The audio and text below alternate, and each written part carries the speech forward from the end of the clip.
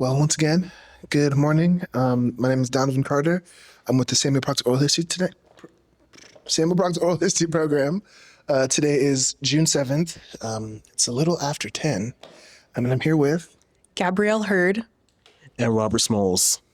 and today we are interviewing the incredible Mr. Michael Moore. Thank you so much for joining us today.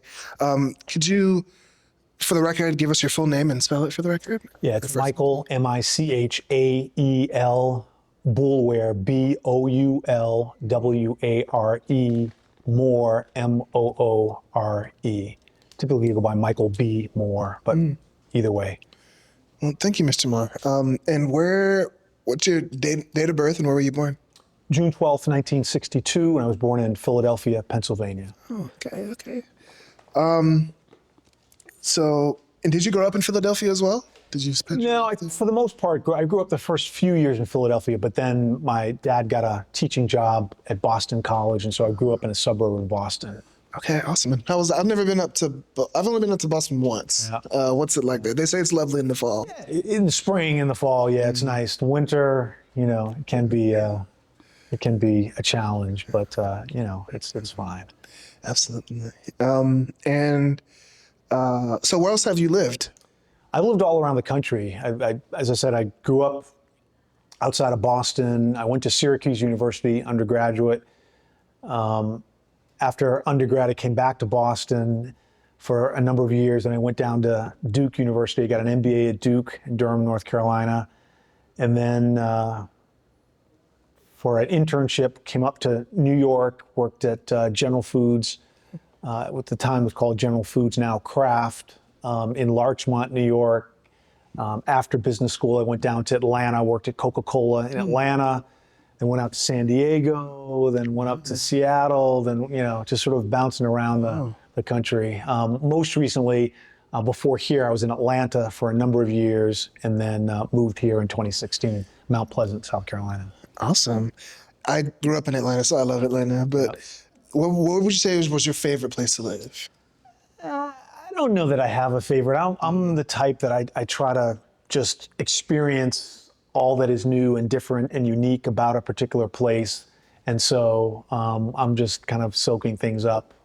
Atlanta was great. I really enjoyed Atlanta, although now the traffic is kind of over the top. Absolutely. 285 is no joke. Well, awesome. So are your parents also from Philadelphia? Is that why you? No, my family is from South Carolina. Going back, we know of my great-great-great-grandmother who was born in 1796 down on Ladies Island, which is near Beaufort County. It's interesting, it kind of came down through the family that we knew that my great-great-grandfather was born during the second George Washington administration. And then we did some genealogical work and actually found that, yes, in fact, that was true. She was born in 1796. So, and we believe her mother was the first to arrive in the United States probably in the 1780s, late 1780s, early 1790s, something like that. Do you know her name? No, we don't know much of anything about her. I'm just sort of speculating. But my great-great-great-grandmother, her name was Lydia Polite, Polite, and she was on the Ashdale plantation down on Ladies Island. Wow. Okay, we're gonna circle back to that a bit later, but I want to tell us a little more about your parents and I guess how you became interested in learning more about your family's history. So my parents, my mother was born in Charlotte, North Carolina, and then lived for the most part of her life in Durham, North Carolina. My grandfather was an educator, and he was at North Carolina Central, and so she grew up in Durham. My father was born in Philadelphia, but ended up growing up in Orangeburg, South Carolina here, and so my youth, was spent coming down south, visiting my grandparents in Durham and in Orangeburg, and And then we have cousins all around. And so I grew up in South Carolina. We have family here that's been in the Low Country going back till the late 1700s. And so, always would kind of be bopping around South Carolina. Yeah, yeah. And how did you get into, I guess, learning your family's history? Was it ever told to you as a child? Yeah. I had the enormous benefit of growing up with Robert Small's grandchildren. My grandmother, Ariana Bampfield Boulware, was Robert's granddaughter. She was born in 1897, and she grew up the first 21 or so years of her life with her grandfather, with Robert Smalls down in Beaufort before he died. And I just have all these really fond memories growing up, not only learning about Robert Smalls, but there were some books. There was a sort of an illustrated children's book. There were a number of things that kind of helped to tell the story. But growing up hearing about the man, I say somewhat frequently, in different quarters, Robert Smalls is known in different ways. He's general, he's captain, he's congressman. We kind of grew up hearing about Grandpa, hearing about the actual human being, the man. And so, yeah, it was just tremendously rewarding, enriching, knowing about him growing up. I grew up, in the 70s in Boston. And, I found it to be kind of a tough time, particularly around issues of race. The forced busing was going on. It was just after the civil rights movement. It was just a tense time.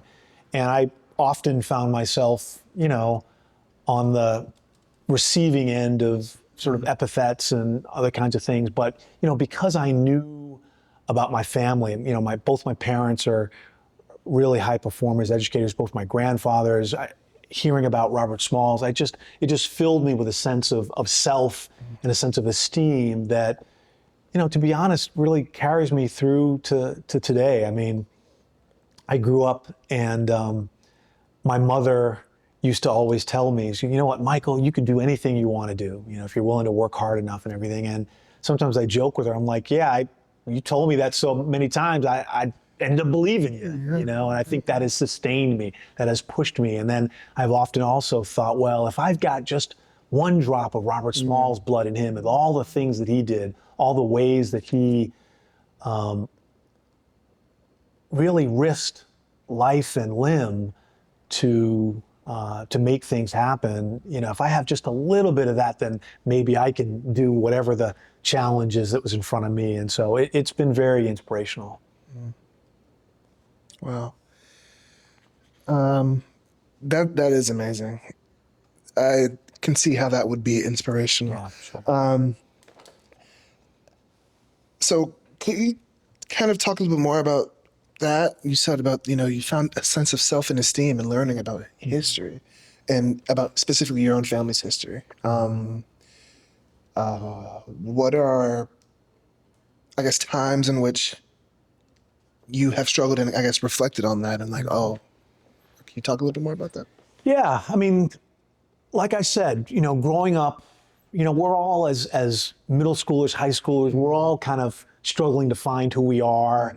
And probably all of us are a little sensitive, a little insecure even about lots of things, assaults from other kids and different things. And, again, it was just I grew up in predominantly white environments, and, at times they were just knuckleheads who would create trouble and, call me the N-word or, just do all kinds of things that kids do, but at a time when race was kind of at the center of a lot of those things. And so it just, that for a young person trying to figure out who he was just was uncomfortable.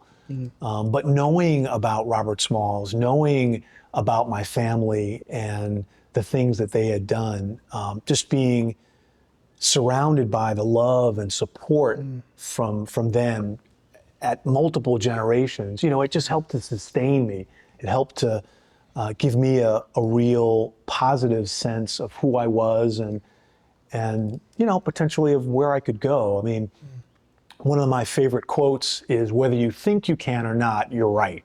Whether you think you can or not, you're right. It speaks to sort of the psychology of achievement. And, having these people around me, all of whom had done really great things. I mean, both my parents have PhDs, both my grandfathers had PhDs. You know, my great-grandfather was in the South Carolina legislature here. I have a cousin who litigated the case Briggs versus Elliott that was rolled up into Brown versus Board. He served on the team with Thurgood Marshall that won that case. You know, my grandfather, like all of these people around who just did amazing things.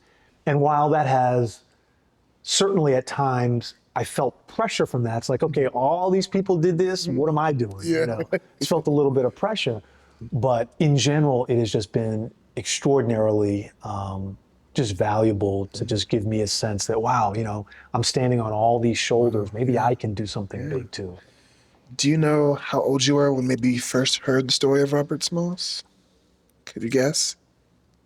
I just grew up with it, you know. I grew up with it. I remember when I was 6 years old, we went to a family reunion.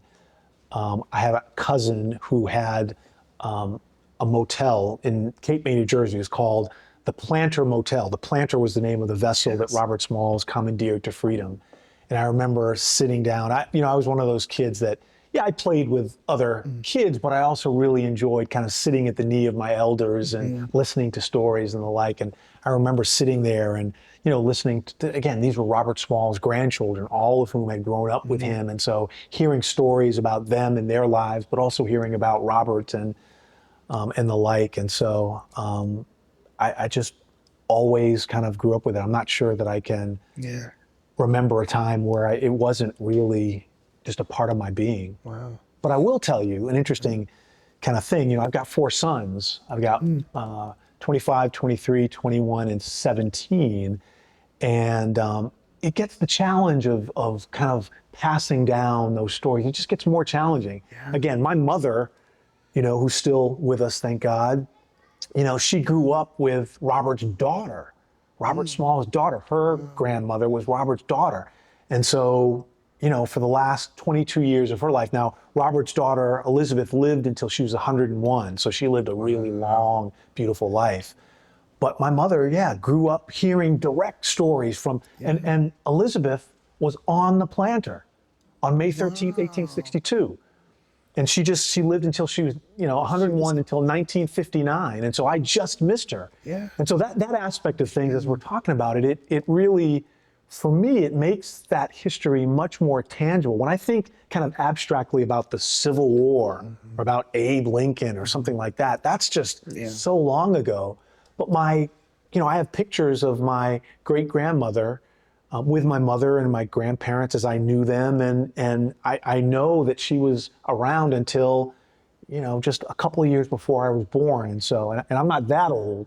So it just makes me have a sense that, you know, this history, it really wasn't that long ago. You're absolutely right about that. That's amazing. Gabrielle, you had a question? No, it was answered. Okay. Wow. Okay. So we're gonna. Wow, this is awesome. So your mother grew up with Elizabeth, Yes. Robert Smalls' daughter. Yeah.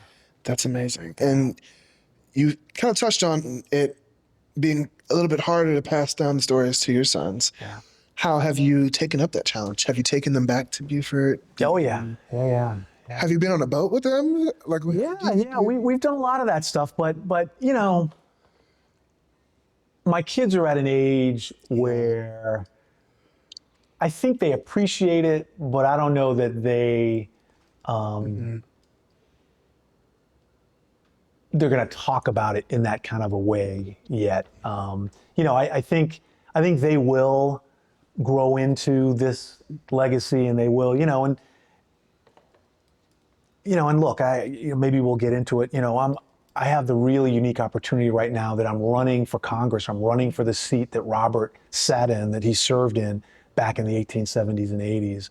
And in a large part, I'm doing that as a way to, yes, I want to make a difference. Yes, I want to make the world a better place, for my kids and their generation.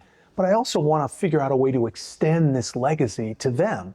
And whether I win or I lose, like first of all, we're going for it. Like, we're going to do our best and do everything we can to win. But even if we don't win, I just want to show them some sense of this legacy and some sense of that we can do hard things and that this is our path. You know, I think if I'm elected, I'll have an opportunity to be the fourth in the last 5 generations of people in my family to serve in elected office. And that's important enough to me that I want to at least open the door to that for my kids. And in part, that's why I'm running as well. But it is much more difficult to pass the stories along because, you know, again, my mother now can tell me stories about her grandmother who was on the planter. You know, when she goes, that direct connection to May 13th, 1862 will be gone. And, you know, we'll just continue to pass along these stories, you know, orally and writing. And I've got a children's book that's coming out next year that, you know, should be exciting and that will help to continue to tell the story. But yeah. I was wondering, what do you think about the Underground Railroad? Robert Small's story is legendary for his heroism and how he, like, you know, he commanded a ship to his own freedom. How did you feel about hearing stories about the Underground Railroad growing up, knowing that your grandfather, like, really took his fate into his own hands to gain freedom? Yeah, it's a powerful, you know, it's a powerful story. I mean, you know, growing up, I didn't hear a lot of stories about African Americans fighting for their liberation, fighting for their freedom. I knew, of course, about Robert Smalls, but in some ways that was like an isolated thing. Like my little personal history was like an isolated kind of a thing. I you know, learned about the Underground Railroad for sure growing up. And, you know, there's an interesting fact being down here. For a large part of history during slavery, Florida actually was a state that enslaved people went south to. We normally think about Underground Railroad going north, perhaps to Canada, but a lot of people from down here went south to be free, to the Spanish, you know, sort of colony. So, but yeah, I mean, I think more broadly, there are lots of stories of, you know, African Americans taking their lives into their own hands, resisting, trying to be free. And I think stories about the Underground Railroad, they're just profound examples of that. One of the questions I do have, since the Smalls name is very prevalent in this area, do you have any idea why? Does that may link back to Robert Smalls or any of his brothers or sisters or Yeah, descendants? it's a great question. And I don't think there's a really good answer. I mean, the Smalls name down in the Low Country in particular, it's a very popular name. Maybe some people just being inspired by what Robert did sort of took that name. There are a lot of names down here that you hear. Middleton, you know, is one of them, that were people who came from a plantation and took the name of the enslaver. That's not the case with Smalls. So I don't know. We don't even know how Robert got his name. Robert, again, his mother's name was Lydia Polite. So there is some question about who Robert's father was. So we're not really sure. But we do know that, you know, unfortunately, I guess that,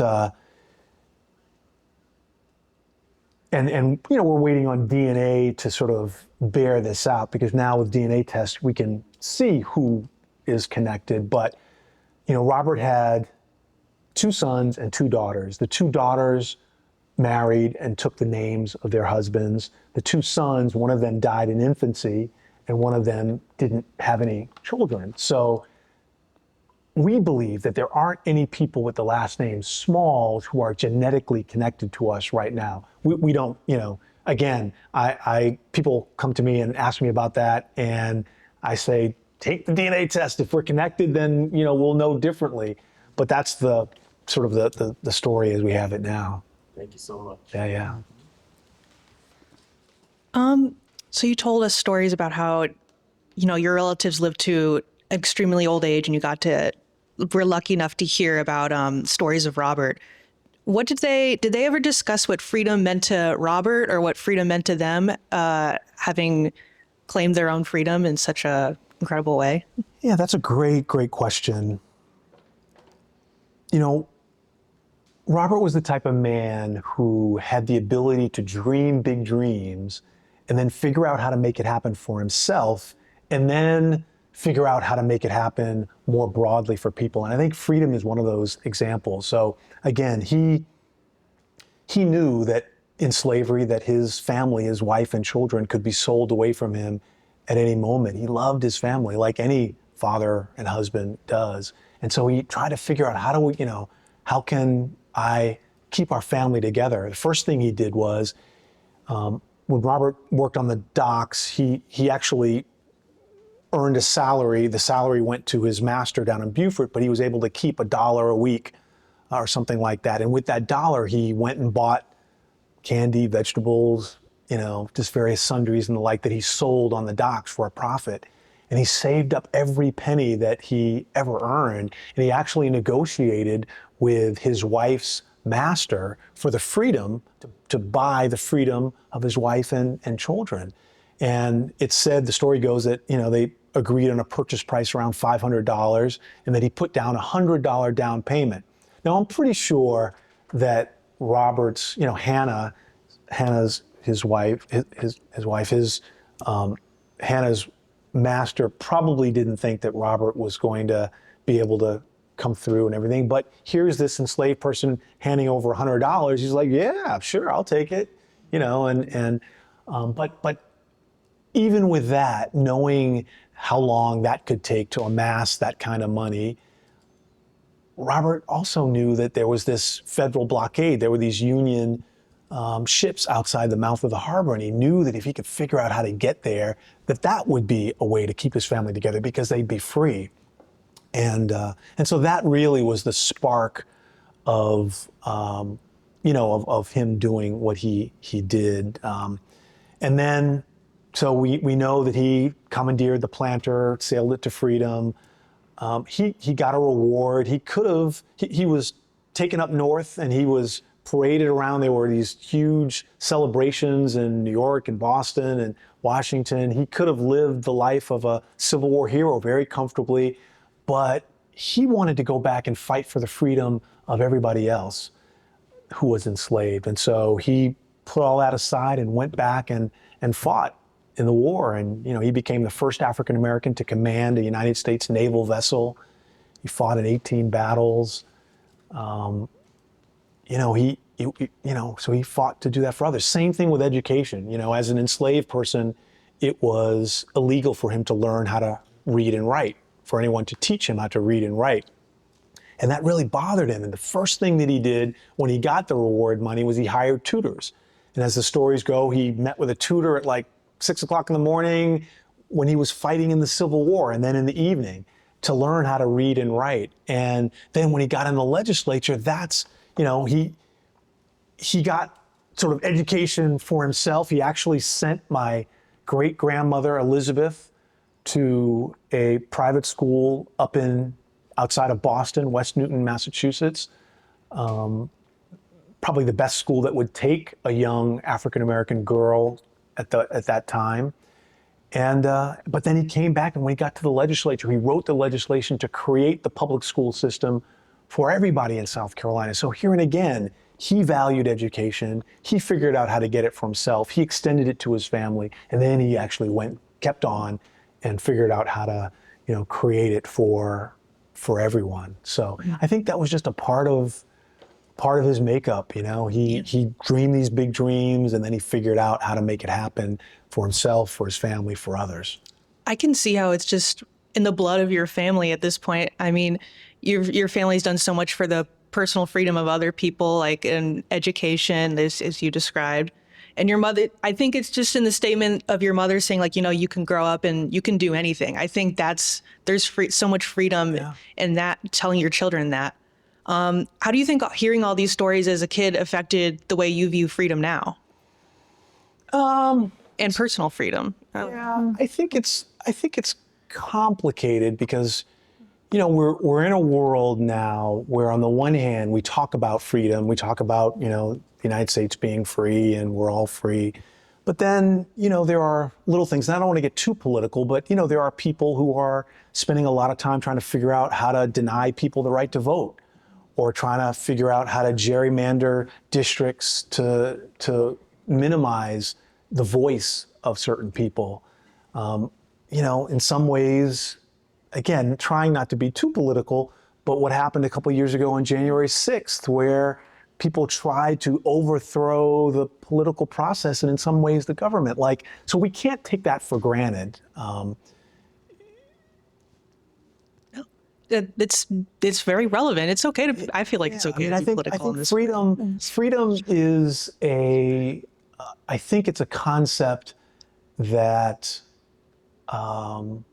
needs to constantly be redefined by each generation. I think, one of the things that inspires me now is that in my family, we just kind of knew that we had to roll up our sleeves and try to create the world that we wanted to live in, that we had to be a part of the system, that we had to participate in this idea of freedom. And I think, I think there's a lot to that now. It's so difficult. Life is difficult. The vast majority of people are just trying to figure out how to put food on their table and try to live somewhat comfortably. In some ways, the notion of freedom is, in some ways, almost a luxury to some. A lot of people are just trying to put food on the table, trying to, there's 110 million Americans who are mired in healthcare debt. Somebody got sick, somebody got hurt, and now all of a sudden they're struggling with bankruptcy. Those are the kinds of things that, when I think about freedom, I think that we need to continue to invest in. When you think about all the gun violence that's going on, some people would argue that it is freedom to be able to have a AR-15 assault rifle and whatever. I would say, the other side of that coin is that our children, Americans, have the right to not walk around in fear of somebody who might be having a mental health crisis, taking a gun and doing some drastic things. So I think freedom, it's a the notion of it is not something that was, sort of solidified in the Constitution or in the, Bill of Rights. It's something that is alive and that it's up to all of us to define and redefine every day, every generation. So I remember you mentioning that Robert Smalls participated in elected office. And I would like a little breakdown of how he had to navigate the political situation of a post-Reconstruction South. Because he went all the way up to the 1880s, I think, in elected office. So after the Civil War, there was this brief period called Reconstruction, where federal troops were here in the South and where people who once were considered beasts of burden or, without rights, people who were enslaved, all of a sudden were senators and governors and mayors, owned businesses, owned property. And so it was a really, from my vantage point, someone who benefited from that period. It was an amazing period where really the promise of America, the promise of life, liberty, and the pursuit of happiness that was promised to all of us, for the first time started to be made real. But then there was this political compromise. The federal troops, were removed, and then all of a sudden white supremacy came back up, and then African Americans lost citizenship, lost any rights that they might have had, and all of that was sort of taken away. So I think for Robert, he was there for all of that. He was enslaved. He was a congressman, during Reconstruction. He, lived in this amazing, beautiful house. There are all these stories about there being these amazing weddings and receptions and things where the governor would be there in Robert's house and all of this kind of thing. And then, like that, really, that was all kind of torn away. And I think, one of the things that couple of things. One, Robert participated in a constitutional convention, participated in a number of constitutional conventions, first trying to establish the laws in South Carolina and to make them more equitable and to, sort of to really recalibrate society around sort of the new America, the new South during Reconstruction. But then he also was a part of this constitutional convention where all that was getting taken away. And that's really where his most famous quote came up. He said, "My race needs no special defense, for the past history of them in this country proves them to be the equal of anyone anywhere. All they need is an equal chance in the battle of life." And, so he's basically saying, it's like, look, Black folks have been here. We've in large part built this country. We're human beings. Just give us a chance, and we'll be okay, But it must have been just extraordinarily disheartening for him. I mean, he must have just been gutted by seeing all of that progress get taken away, and then all of a sudden back to the position where African Americans had very little rights and in society. Thank you so much. Wow. I also love that quote you just mentioned, equal chance in the battle of life. I love that. So I want to ask another question. So you kind of touched on how there's a legacy in your family of kind of civil service and public service. Mm-hmm. Is there also a military tradition as well, or is it? There is some, not as much. I mean, Robert Smalls, he was the first African American to command a U.S. naval vessel. He became a major general in the South Carolina militia. The Navy just named a vessel after him. Wow, really? There had been one that the Army had named for him, and some of his grandchildren served in World War II. But I think the military tradition, I think there are other traditions that are more front and center in our family. Mm-hmm. I think the service in government is one. I think education is another really big one. Again, Robert was really, it was just so important to him. He sent his daughter away up to New England to a prep school in the 1870s to be educated, and she came back, and there's this story that she one time as a youngster, as a teenager, read the Declaration of Independence one July 4th at a big event in Beaufort, and people's jaws were on the floor because she was able to read with such clarity and such diction, and it was just unusual, not only for an African American, but at the time for a girl to be able to present in that way. And so there's lots of stories about her there. So, wow, that's awesome. So I want to circle back to Lydia Polite, okay, of the Ashdale Plantation. How and in what, I guess, what else do you know of her, and kind of about how her, lineage and story, follows all the way to you? Yeah, we don't know enough, and as a matter of fact, it's on my bucket list to try to learn more about her. We don't even know where she's buried. Now, she died at a time when Robert was in Congress, so he was a big deal. So she would have had a big funeral. There would have been a lovely headstone somewhere. Robert was, I don't know if wealthy is the right word, but he was wealthy. He owned a lot of property in Beaufort. He owned, much of the point down where his house was. Like, there would have been something would have been for it. We don't know where she was buried. Now, maybe she's buried in Tabernacle Baptist Church there where he's buried, but the headstone got lost. Eventually I want to do some ground penetrating radar to see if we can find if there are any other caskets or, under there, but we don't know. I did see an article about her death. It was in the New York Times.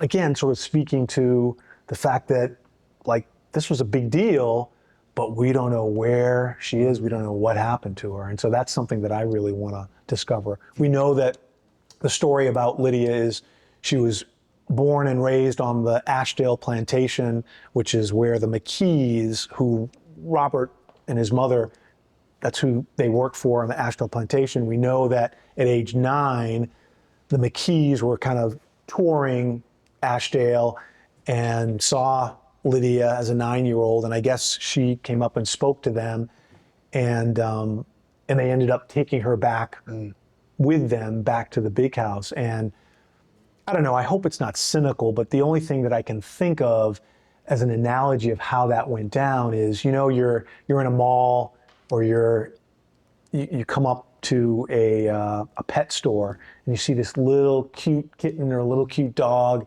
and somebody says, "Oh, look at the cute little kitten, look at the cute dog, can I have it, can I?"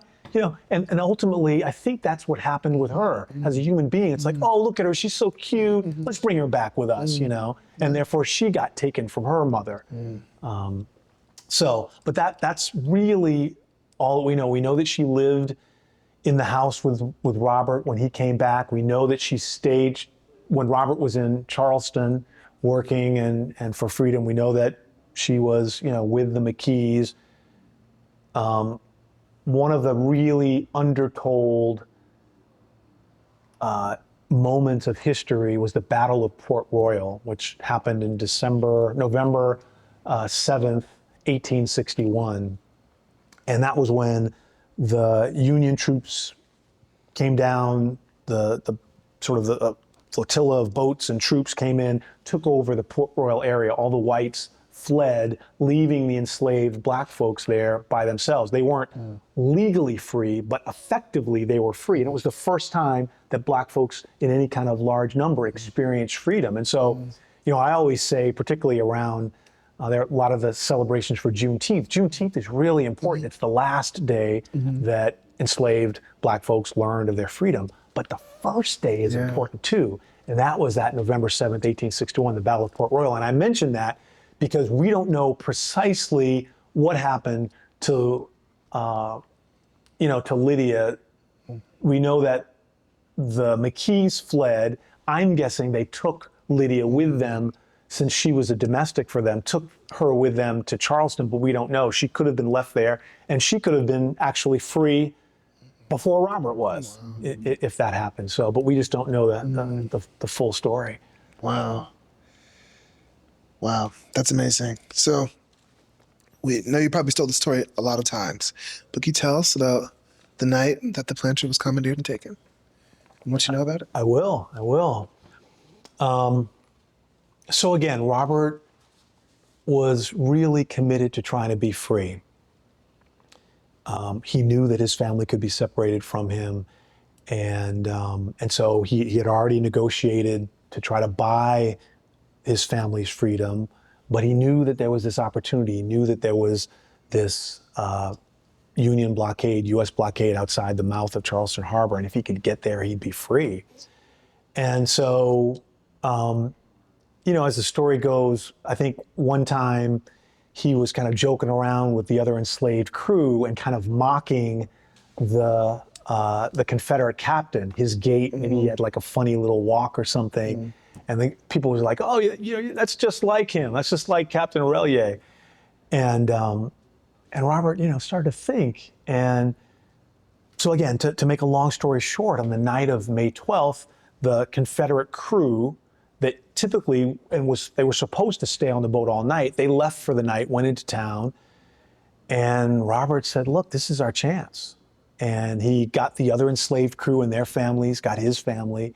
He put on the top hat and the long coat of the Confederate captain. It's the middle of the night, it's dark. Because Robert was the pilot on the planter, he knew there were 5 forts that he had to sail past. He knew the various passcodes, like passwords, with the ship's sort of horn, I guess, or whistle.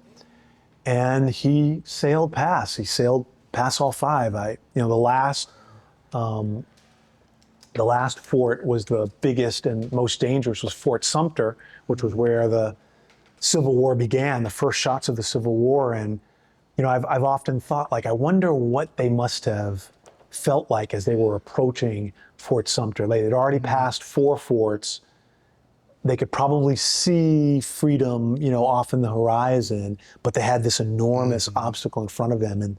But Robert skillfully executed the passcode, and they kept sailing. They kept along the path that typical Confederate ships would sail on, until after they got past the range of the cannons on Fort Sumpter, and then they quickly veered south, heading toward these Union ships. And as the story goes, Robert planned this really intricate, there were so many details, so many things that could have gone wrong. And by the way, this was a life or death kind of a proposition. If they had failed, they had lined the bottom of the boat with dynamite. They were going to blow themselves up because they knew that if they got caught, they'd be tortured and killed in a probably particularly sort of violent way. And so they all agreed, like, either we get to freedom or this is it. And so, again, I've always thought, like, a couple things. One, it's one thing to know how to sail a boat in the middle of the night, through a complicated harbor. It's another to do that really with your life on the line. And if you make one mistake, that could be it. And so in any event, to make a long story short, just really quickly to end, here's this ship, the Planter, which is one of the largest boats in the harbor, heading toward this Union ships, sailing this big Confederate battle flag, unannounced, in the middle of I think probably at that point, it's probably the sun starting to come up. And his wife, Hannah, who worked in a hotel, had actually had the foresight to take a couple of white bed sheets and to sew them together into what would be sort of the standard kind of the white flag of surrender. They quickly lowered the Confederate flag, raised the white sheet of surrender as they approached the blockade, and they were free. I love Hannah's story too about the flag. I think that's one of my favorite parts. Yeah. Do you know anything more about the way that the ship picked up Hannah and the other crew members' wives and children? I always found that part of the story really interesting. Like, where did they get on? How did they plan that? That seems like so much coordination. That must have been so difficult to plan that and to get all those children to be quiet. Do you know anything about that? Yeah, a little bit. So where the wharf was, where the Planter was typically docked, was a little bit south of where they picked up all their families. Robert, like I said, put on the hat, put on the coat. The crew was gone. They backed out, and then instead of like heading toward freedom, they actually head north a little bit to pick up their families. They docked at a pier or whatever there, picked everybody up, and they all went underneath the deck, the families. And it's interesting because my great-grandmother, Elizabeth, she didn't really remember that. She was about 4 years old. She was born in 1858. This was 1862. But she didn't really remember details, but she remembered being underneath the deck of a boat and just being really afraid. Like, that was the memory that, as a 100-year-old, 101-year-old person, she remembered back to being 4 and could remember. And so we would hear stories. But yeah, I mean, they went under the decks and the crew kind of did their thing. And do you guys ever stay in, do your families, are you connected with anyone else who might have been on the ship? Did you guys keep any of those connections? No, we don't. I have the names of the people, and I actually would love to figure out how to, get descendants of those folks back. That would be a really glorious reunion. But no, we haven't been in touch. We got to figure that out. We got to figure. That's a great documentary. Yeah, absolutely. To be made. Let's see. Margaret? No, I don't have that. Wow, that's amazing. Hearing that story is always. I first learned of the story when I was an undergrad. I think my sophomore, junior year maybe, but it's always.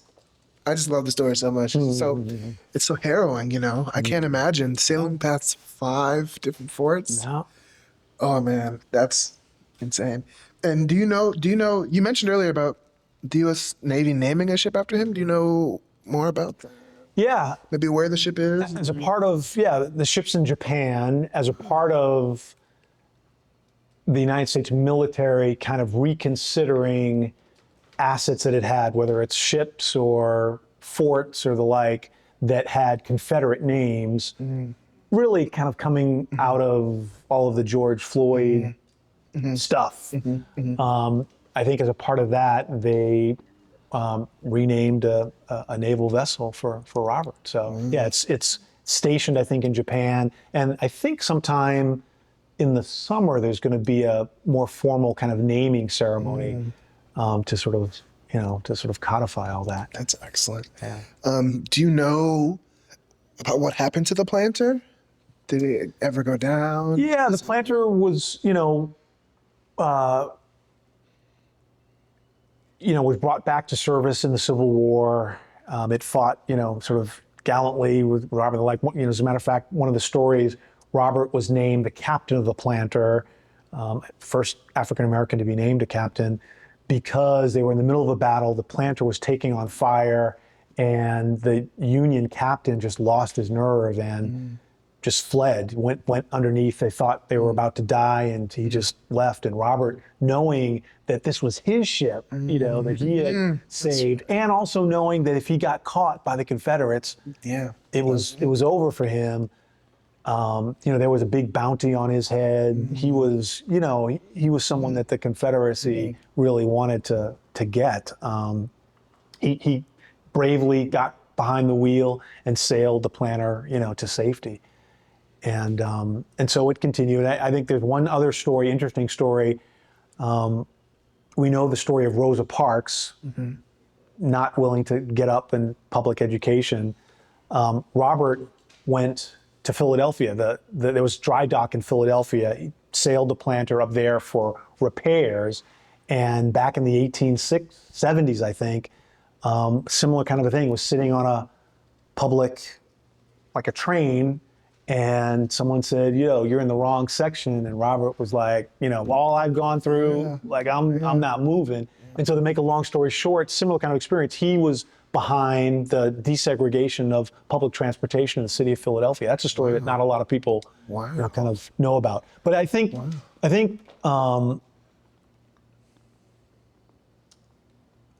one of the government agencies found the remnants of the planter. I think now there's not much left, maybe some metal from the smokestacks or something like that, maybe a decade or more, 15 years ago or so. And, they were careful not to release the location of that because, pirates and other folks would come and try to steal, pieces of it. But I think they know, they know where it was. Wow. That's amazing. Do you have any family artifacts or pictures that you have or like talk about or expand upon? We have some pictures. There's a picture over my shoulder here of Robert that is, I sort of played around with some color just to sort of liven it up a little bit as a black and white photo. But there are a few pictures of Robert, and for me, I'm looking at the pictures here. The rest of my family. This is Ariana Bantfield Boulware, who's Robert Small's granddaughter, who I mentioned grew up with him. This is my grandfather, who I also kind of grew up with and kind of really helped to activate my interest in politics in the 70s. This is, we talked about Lydia. This is actually, we found this. This is a piece of a plate, a little plate that came from the house, and Lydia would have no doubt touched that, had some sort of contact with that from way back. So, and then I've got a bedroom set from my great-grandmother, from Elizabeth, who was on the planet where I mentioned that maybe I can show you on the way out. But yeah. Wow. And then there were other things that, my mom, we had a traveling exhibition a number of years ago, and there were a number of different things. The Smithsonian, we donated some things to the Smithsonian in DC, the African American Museum.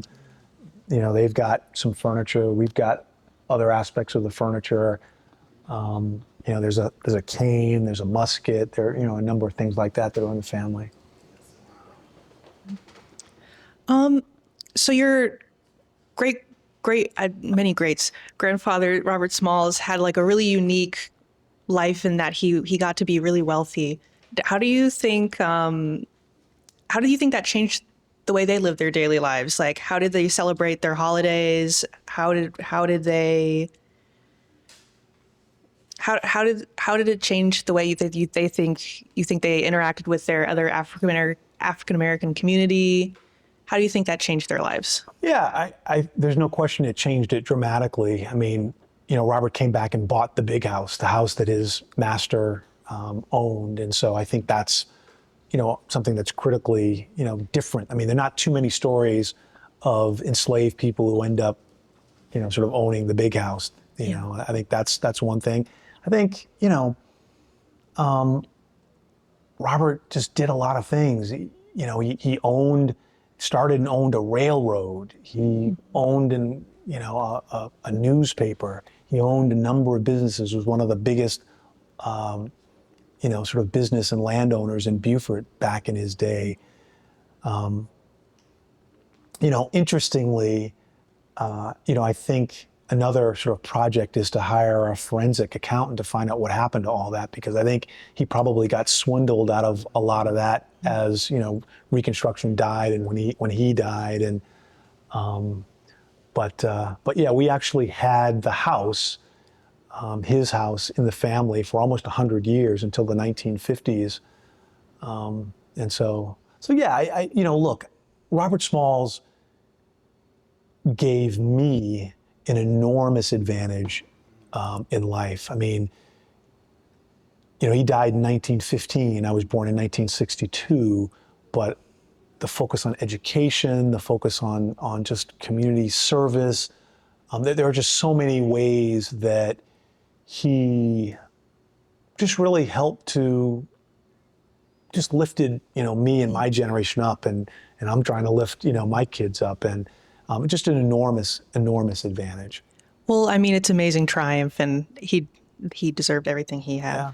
So, well, and let me also just say make one other point. So after slavery, in large part, there were no sort of massive government kind of programs or whatever to kind of take enslaved people and to help get them up to speed and get them employed and everything else. Like, basically, people had no rights and couldn't really do anything in society. And then all of a sudden, that changed. But there was no real plan for the most part on what people would do after that. And so I think probably one of the first things that formerly enslaved people who were newly freed is they tried to find loved ones. They searched. There are all kinds of really tragic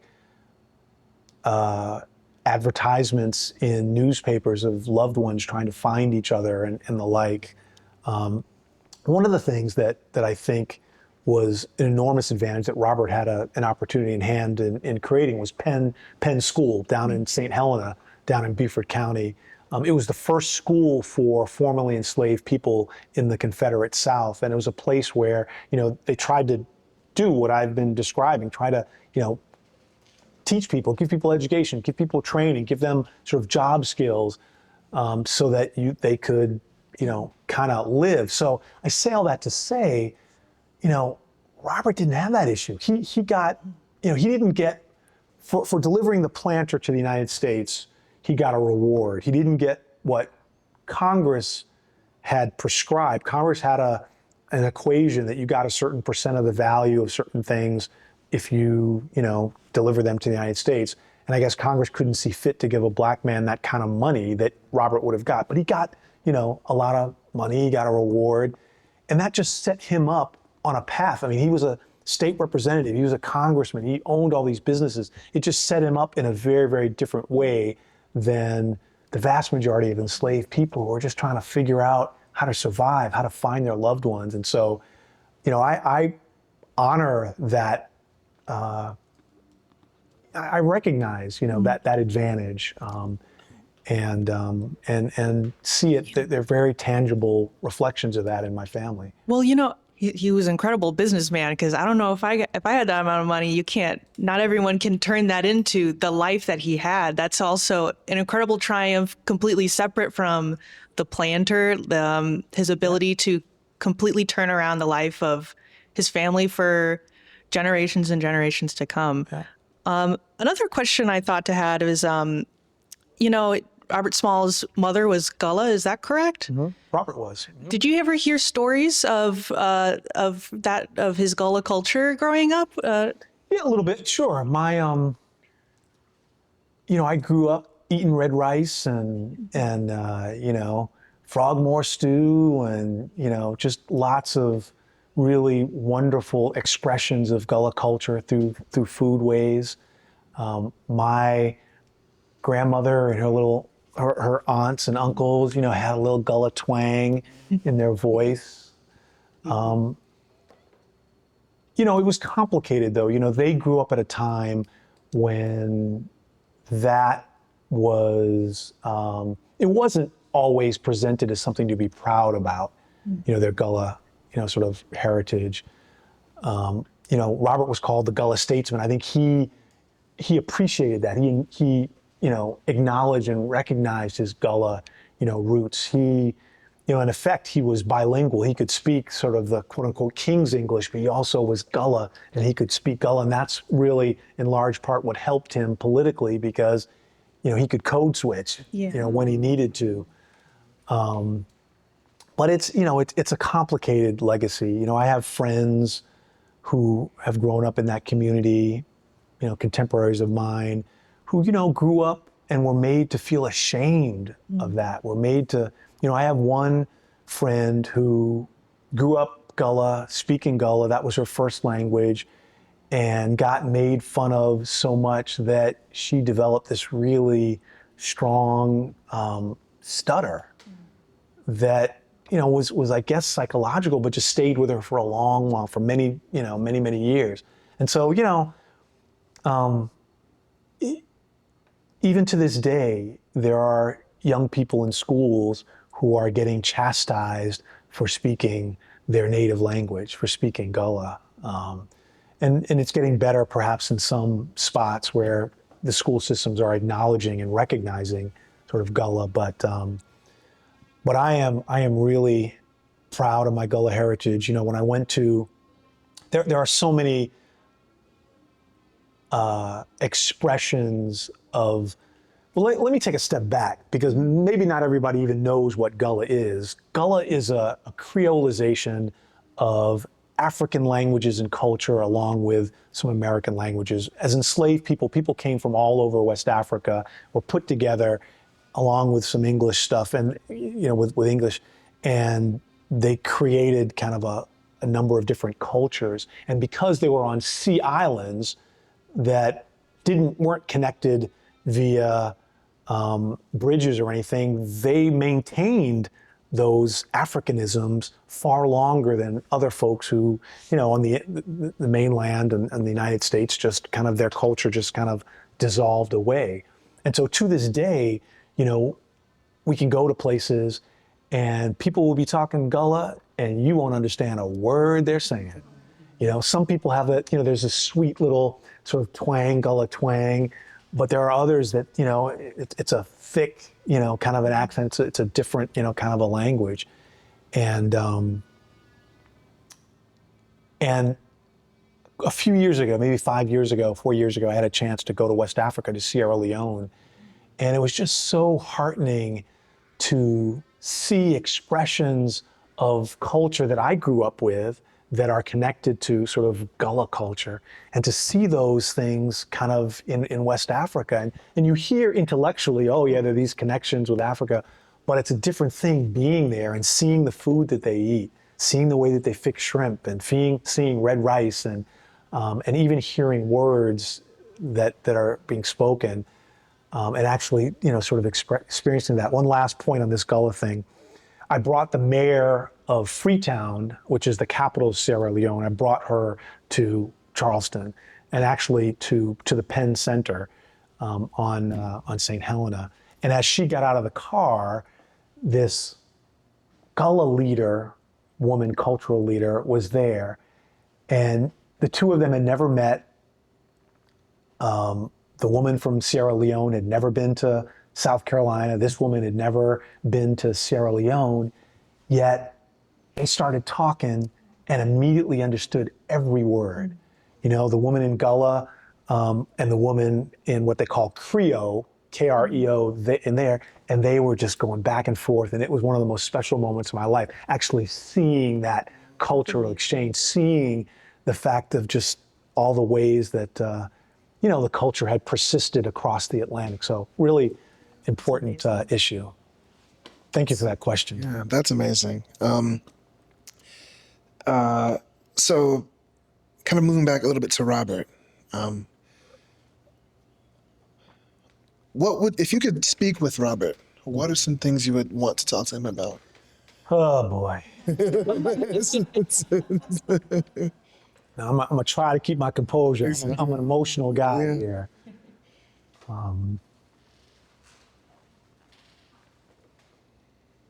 You know, I would hope that he was proud of me. You know, I would hope that he saw what I was trying to do and just resonated with my way of trying to keep that legacy intact and trying to, you know, fight the fight and trying to make the world a better place. You know, I'd want to hear everything about his struggles. His, you know, I'd want to hear about him meeting President Lincoln. And you know, one of the things that Robert did was he convinced President Lincoln to allow formerly enslaved men into the Union Army. That's right. And some historians say that the United States doesn't prevail in the Civil War without those black folks. And so I'd want to talk to him about that. I'd want to talk to him about, you know, Beaufort growing up. I'd want to talk to him about Charleston. I want to talk to him about Lydia and learn more about her and her life and where she's buried. You know, there's so many things. But, you know, I just hope that, you know, I'm living a life that is worthy of his legacy and that, you know, just continues that on. And as I've said before, you know, continues it on for my kids. Yeah, absolutely. And also kind of, what would you want him maybe to speak with your sons about or talk to your sons about? All the same, things. you know, just talking to them about, you know, just the legacy and about who they really are and all the people who my sons will never meet, but whose blood courses through their veins, and just give them a sense of even better than I can do, you know, of just that we can do big things, hard things, difficult things, great things, and not to be afraid to just do it, to go for it. You know, we live in a world, unfortunately, where, you know, we pull each other down. We, you know, sometimes I guess to try to prop ourselves up, you know, but it's you know, and I see, you know, part of my responsibility as to, you know, kind of give my sons as much good stuff as I can so that when I'm gone, that they'll have enough to kind of sustain them so that they can then deliver on to future generations. And I think, you know, if Robert could connect with them, I think that would be just the most amazing experience for them, for sure. Absolutely. Any more questions for you guys? I think I think Robert would, I think he would be very proud of them. I think he would not really understand some of the music today and some of all kinds of other things, but I think he would be really proud of them. Yeah. So when it comes to Robert's impact in other communities, take the community in Mitchellville, a few miles south of here, take the Black people in Florida. How do you think that his impact and his story inspired and changed their lives? Yeah, I think the story is not complete on that, to be honest. I don't think Robert Smalls has ever gotten his due. I don't think his story is as popularly known as it should, and look, I'm biased, so I'm going to say that, but I just remember I talk about it. I grew up outside of Boston.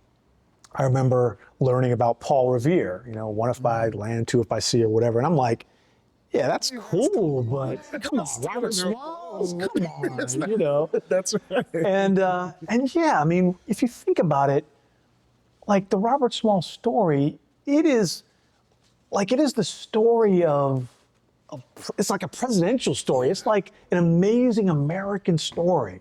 Someone who started off not even being considered to be a full human being, not people. One of the reasons why what Robert did shocked America is because they didn't think, black folks had the mental capacity to think through and to figure out, what he did to be free. We as a country spent so much time dehumanizing people of African descent so that we could enslave them. Like, we thought we as a nation, we thought of ourselves as a Christian nation. So how can a Christian nation do all these things to other human beings unless you dehumanize them? You take that humanity from them, So I think in some ways, Robert's story hasn't been told. I think in the North, when I grew up, just the experience of one person,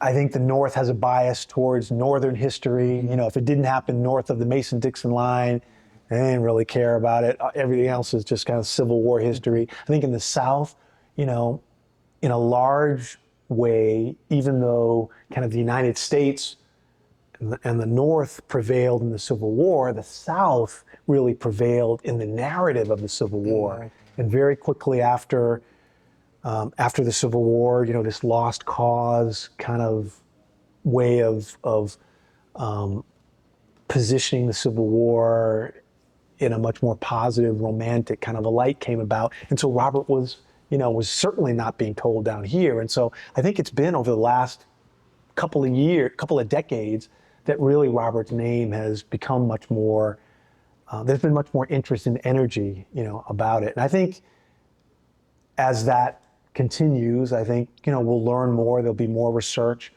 It is always curious.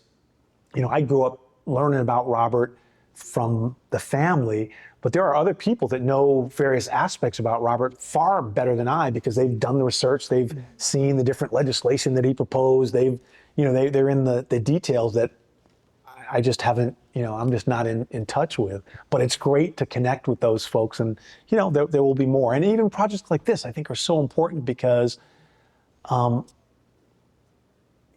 I think the Robert Smalls story is one that deserves to be told. It's one of those like prototypical American success stories. We love these stories where we pull people up by their, where people are pulling themselves up by their bootstraps and, sort of achieving great things. And wow, I mean, the Robert Smalls story is as good as any of them, in my view. Yeah. I'm biased. Well, I think we all agree with you. It's definitely better than most, and definitely better than, stealing a boat is way cooler than just riding a horse. Way cooler. I think that's it from us at the Hop Team Cherry. Any more questions? Last remarks? Final remarks? Anything else? Really, really excited about the project. Really love the opportunity to share with you, and appreciate all that you're doing to, uncover these stories, sustain these stories. Like, this is American history. Exactly. We happen to be in a moment where in some parts of the country where this history is being muted again, and where, but look, at the end of the day, we are great as a nation because we have all of these different stories, because there are people who have done so many amazing things throughout the course of our history to build, this nation, to make us who we are. And I think, there are some people who are talking about how to make America great.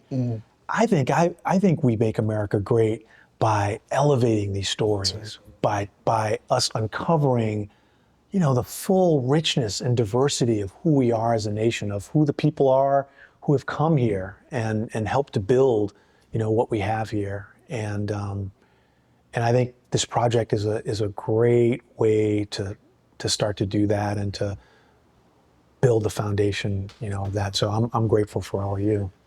Thank you so much, Mr. Moore. We really appreciate having your time. Thanks so much. Of course. You. So thank you for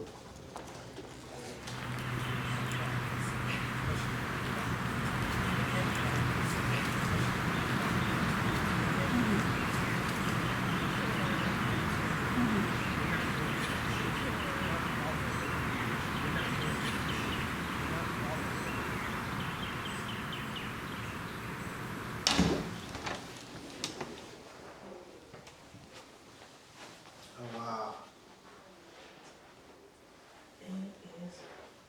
Wow. Yeah, so this is Elizabeth Smalls Bampfield. This is Samuel Jones Bampfield, her husband. And she was born in 1858. He was born in 1849, I think, in Charleston. And this was the bed that my grandmother was born on in 1897. And all of their siblings, I think 11, 12 siblings, I think 9 survived.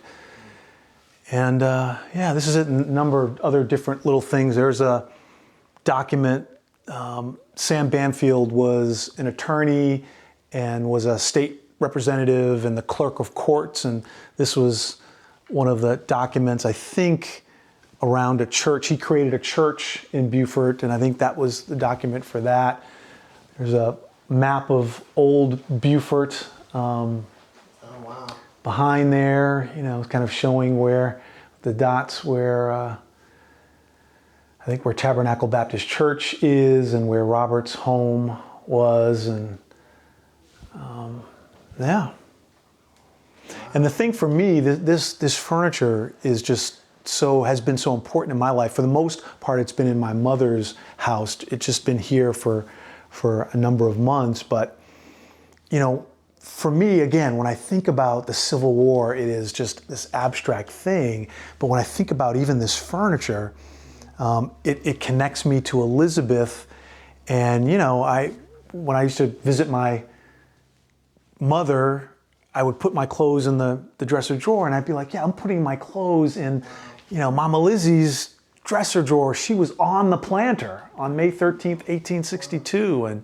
And so it just brought all of this stuff, this history just makes it real, brings it to life in a very powerful, kind of a way. Wow. This is amazing. Wow.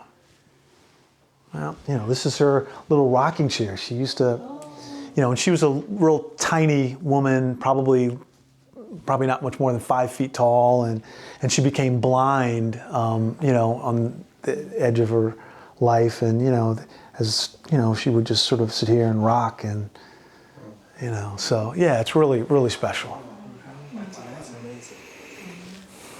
Thank you so much again for your time. Yeah, of course.